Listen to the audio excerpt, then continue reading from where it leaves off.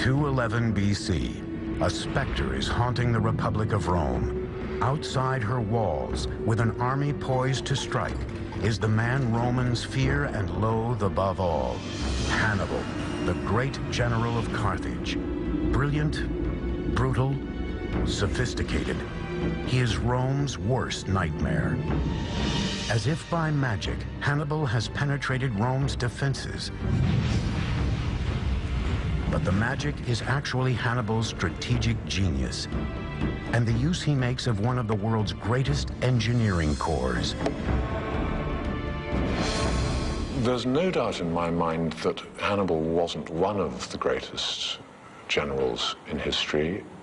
I think demonstrably he is the greatest general in history. Hannibal's genius is born of a near religious zeal to destroy Rome, handed down to him by his father. In 221 BC, he was given the tools to do it. At the age of 26, he took command of the Carthaginian army. Hannibal was certainly Hamilcar's son. He was a crafty politician, a brilliant strategist and military man, but his real genius was in knowing when to use all of the great engineering developments that Carthage had at its disposal. As a commander of ironclad courage, he would launch one of the most stunning campaigns of aggression the world had ever seen. Rome had gained control of the Mediterranean, meaning Hannibal could not reach his enemy by sea. Driven to fulfill the vow he had made to his father to destroy Rome, Hannibal set out to do the impossible. He'd march over land, across the Alps, to the heart of the Roman Empire. Now, Hannibal knows he's greatly outnumbered. He knows he has a relatively small army in comparison to the Romans, but he does come up with a strategy which he believes will bring him victory. And what he has to do is take his army to Italy itself and attack the Romans on their home field. Hannibal set off in 218 BC with an army of 90,000 men, 12,000 horses, and 37 elephants acquired from African neighbors to the south. Elephants have been used in battle for centuries before this. They could be the turning point in a battle because the cavalry of the enemy could not withstand elephants. Therefore, Hannibal believes it's worth it to try to get these elephants to Italy. By October, they'd traveled more than 600 miles and came face to face with their first major obstacle, the raging Rhone River in France. Even at its narrowest, shallowest time of the year, the Rhone River is still going to be somewhere between 100 to 150 to 200 meters wide. It's going to be daunting to all of Hannibal's field engineers. On the other side, a large number of Gauls were waiting to do battle. But the wall of water was a potentially deadly obstacle that had to be vanquished first. Hannibal's builders would have to conquer Mother Nature. Not only are the engineering feats daunting, but you also have crowds of insubordinate and hostile tribes waiting on the other side of the river. The solution would be one of Carthage's most spectacular feats of engineering. A series of giant rafts, large enough to shuttle animals and supplies across the river in record time. These rafts were about 200 feet long and 50 feet wide. Now that means that you can't just use one single tree trunk. You have to also put multiple trees together and then lash those together too. This requires more than a Boy Scout knowledge of knots. With speed and efficiency, Hannibal's soldiers harvested massive conifers from the surrounding forests and connected the trees together with rope. One thing his engineers had to account for was the psyche of the elephants.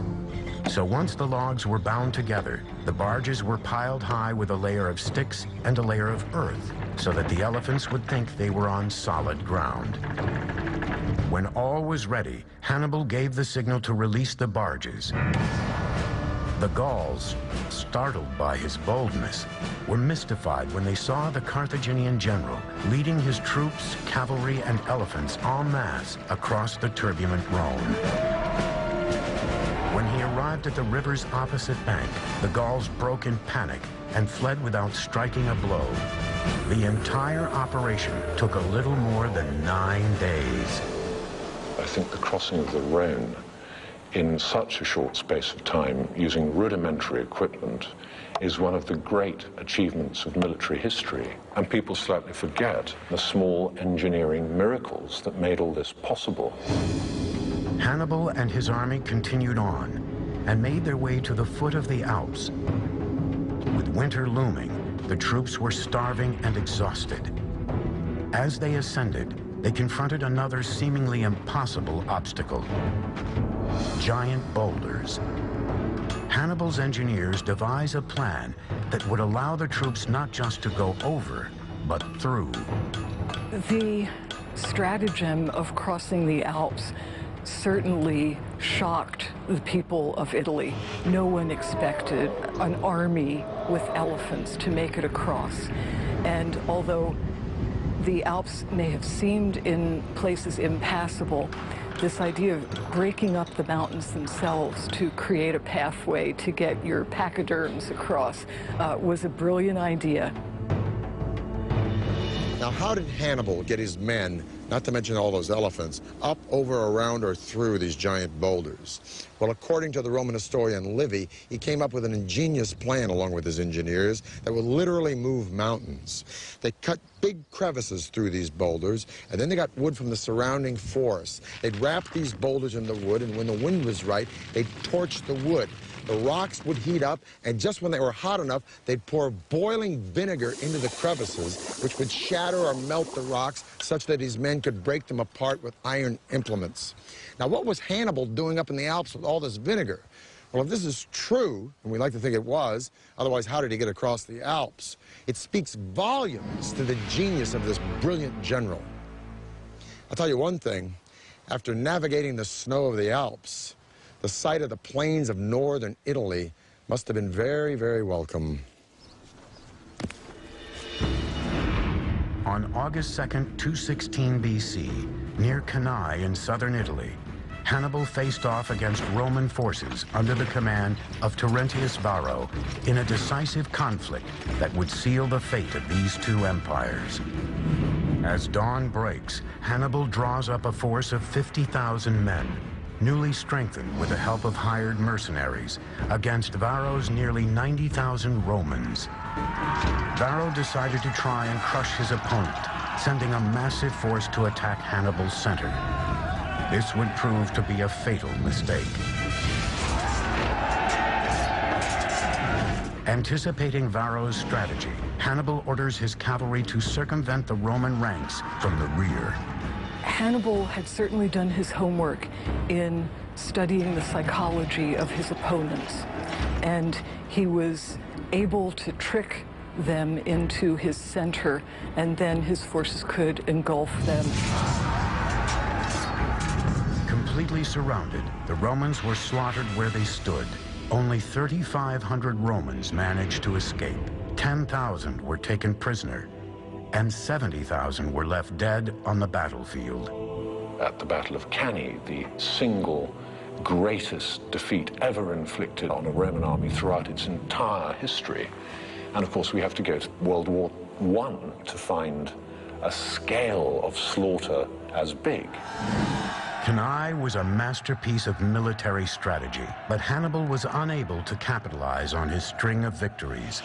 He fought on for another 13 years, mounting siege after siege on Rome and its surrounding cities.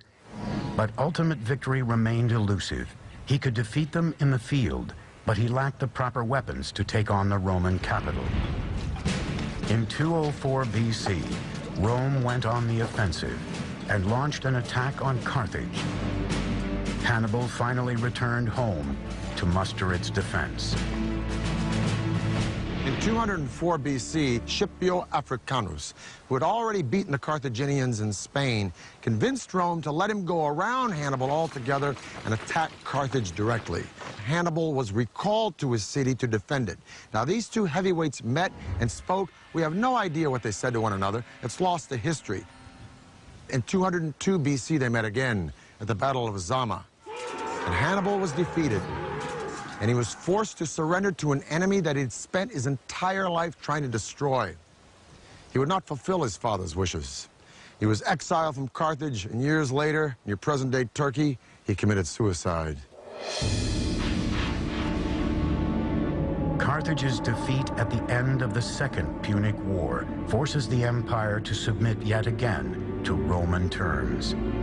They are forced to surrender in 202 BC. The Romans again impose very harsh peace terms on the Carthaginians, meaning, first of all, they must again pay an indemnity, a tax to the Romans. Also, the Carthaginians lose their overseas territories, meaning their territory is now confined to areas just around Carthage itself. One last very important part of this treaty was that Carthage could not fight a war, any war, even a defensive war, without Rome's okay. With Carthage stripped of its military might, the field was now open for the Roman army to begin its unstoppable conquest of the ancient world. And their first major target would be the wounded city of Carthage. All that stood in the way was the ancient world's strongest fortifications.